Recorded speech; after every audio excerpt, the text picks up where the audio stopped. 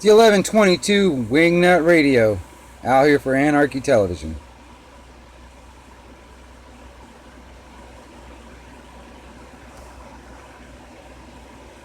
Cotton plantation and many slaves. One day he was talking to the owner of the plantation next to his, and Mr. Jones was lamenting the fact that times were tough. He was having to work his slaves harder than ever, and was having trouble with some of them being disobedient or trying to run away. The other plantation owner said he knew someone who could help. Day 1. One day, Mr. Jones called his slaves together so a man named Mr. Smith could talk to them. Before beginning, Mr. Smith whispered to Mr. Jones, "Whatever I say, do not contradict me or interfere, and I promise you your slave troubles will end." "My name is Mr. Smith," he said to the slaves, "and this may be the happiest day of your lives. From today forward, you will no longer be slaves, but free men." Mr. Jones was so shocked he started to step forward, but Mr. Smith gestured for him to remain silent. He did, only because the other plantation owner had spoken so highly of Mr. Smith's skills. "You are no longer the property of Mr. Jones," Mr. Smith continued. "You are free. No more would you be forced to labor for the benefit of Mr. Jones. Now you can work for yourselves." Now the slaves were all murmuring and looking at each other. Many were smiling, many were looking puzzled. "In fact, you are now free to leave the plantation whenever you want," Mr. Smith said. "However, since we are surrounded by other plantations, if you leave, some other plantation owner will likely claim you as his own the moment you set foot on his property. So I urge you not to risk your newfound freedom by doing something so foolish. Instead, I suggest that you stay here, no longer as slaves, but as willing participants and part owners of this plantation. Yes, this is now your plantation." Mr. Jones bit his tongue to keep from objecting. "For now, we might as well leave Mr. Jones in charge," said Mr. Smith, "since he is the only one with any experience at running a plantation, which is quite a complicated thing to manage. But he will no longer be your master, but just another worker on the plantation. In fact, he will now be using his organizational and management skills to serve you. Whatever problems you may have had with him before, you are now all equals, and you need each other to make this work. If we all cooperate and work together, we can all reap the benefits together. In honor of this happy occasion, I present you this new symbol of togetherness and cooperation, this flag, which shall be the emblem of the new Free Jones Plantation." He held up the new flag, but most of those listening were still too amazed to respond. "And this shall be our motto," Mr. Smith announced. "We work together as free men for our mutual benefit, pledging our allegiance to the Jones Plantation, which stands for prosperity, liberty, and justice for all. To celebrate, everyone has the rest of the day off. Enjoy your freedom, do as you please, and be back here tomorrow morning, bright and early, so that we may begin work on this great and noble new endeavor as equal free men." Finally convinced that Mr. Smith was serious, the former slaves applauded and cheered. Day 2. "We all want this plantation to do well," Mr. Smith said at the beginning of the next meeting, "so we can all share in the benefits. We all know that it takes a lot of effort to make a cotton plantation work. Just because you're all free doesn't mean you can stop working. In fact, since you're now working for yourselves, I expect you to work even harder than ever before, but now with pride and joy, knowing that you're working for yourselves. Of course, there still have to be rules. If everyone just does whatever he wants, the plantation won't produce anything. This experiment will fail and we'll all starve. You should be thankful that Mr. Jones has agreed to stay on to lend his knowledge and skills to this endeavor, and I trust you will all do your own part to make this work. Several of you have been chosen to act as project supervisors to manage different aspects of the operation, to make sure everyone is doing his assigned job, to make sure that the rules are followed, and so on. The rest of you may head out to the fields to start your first day of work as free men." Day 3. The next morning, Mr. Smith had a grim expression on his face as the daily meeting began.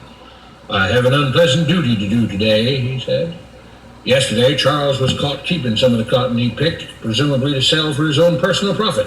That is against the rules. That is stealing. For that, Charles must be punished." Two men tied Charles to the whipping post. "I take no joy in this," Mr. Smith continued, "but you must understand, if we do not maintain order, if we do not have rules that we all abide by, then the plantation will fail, and we will all suffer." The whip cracked against Charles' back. "But if we all pitch in for the common good, then we can all prosper. Being free doesn't mean you should be selfish and greedy. We must each do our assigned duties and obey the rules, and then we can all benefit, and each of you will receive your appropriate share of the profits." A young man named Samuel stepped forward.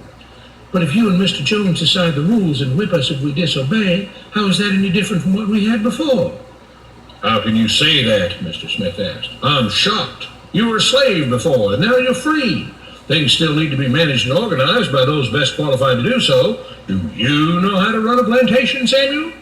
Well, no, he answered. But if we're free, why do we get no say in what the rules are and how things work? I'm surprised at your ingratitude, Mr. Smith answered. None of you know how a plantation is run, so you're in no position to be making decisions about how things are done here. You don't seem to appreciate all the things that Mr. Jones provides for you, from protecting you from all the outside threats that you know nothing about, those who would come here, capture and enslave you, if not for Mr. Jones' protection, to making sure that you all have food and housing, tools to work with, you're cared for when sick and injured, and so on. There wouldn't be a plantation at all, no cotton to pick, no land to plant and harvest, if not for him. You should be grateful that he's made possible the level of comfort you now have. Your lives would be far worse if not for him. Nevertheless, as free and equal participants in this endeavor, from now on at each meeting, any worker may have 2 minutes to ask questions or voice suggestions or complaints. With that, the workers all seemed satisfied and headed out again to the fields to pick the cotton. Day 4. I have a big announcement, Mr. Smith said as the daily meeting began. Mr. Jones' cousin is here, and not just to visit and see how our project is coming along. It has been decided that from now on, you will be deciding who will manage the plantation. Of course, this job can't be done by just anyone, but every 3 months we will have a special meeting at which all the workers will vote on whether we think Mr. Jones should run the plantation or whether we think his cousin, Mr. Johnson, should run the plantation. That means that ultimately you are in charge because you will be deciding which man you want running things on your behalf.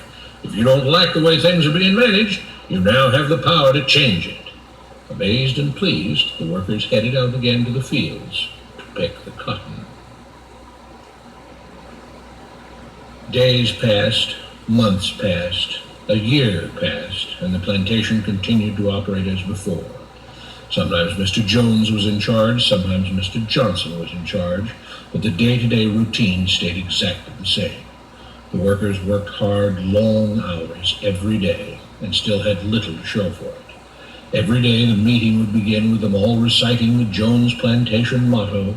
We work together as free men for our mutual benefit, pledging our allegiance to the Jones Plantation, which stands for prosperity, liberty, and justice for all. One day Mr. Smith announced, Samuel is asked to say a few words this morning, and whatever the rest of us may think of his ideas and opinions, we are all free here, and that means we are all allowed to speak our minds. So, Samuel, you have 2 minutes. Begin. Samuel stepped forward, looking scared. I was excited when all this started, he began, glancing nervously at Mr. Smith and Mr. Jones. But don't you all see what's happened here? Nothing has changed. We're all still slaves. There were grumbles of disagreement from the crowd. They tell us what to do and whip us if we don't. They still make all the rules and punish us if we disobey.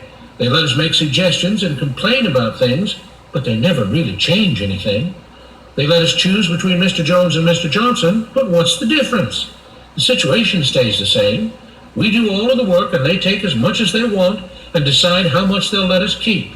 They live in luxury, made rich by the cotton we pick. We do all the work and have to build our own huts, grow our own food, and take care of ourselves. They leave us just enough that we don't revolt or run away.